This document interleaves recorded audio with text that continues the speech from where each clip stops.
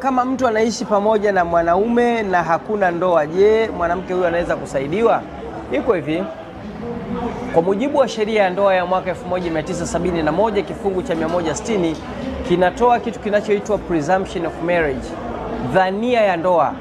Dhania ya ndoa ni pindi ambapo mtu anakuwa ameishi na mwanamke au mwanaume kwa hali ya unyumba, au Waswahili wanasema pika pakua, kwa kipindi ambacho kinazidi miaka miwili. Kuanzia miaka miwili watahesabika kama hao watu ni wanandoa, na hii dhania itatokea tu pindi ambapo hawa mke na mume wanaoishi pamoja hakuna ndoa katikati yao, yaani hayupo mtu ambaye amewahi kufunga ndoa huko mwanzo, na hata miongoni mwao hakuna ndoa ambayo imekwisha kufungwa.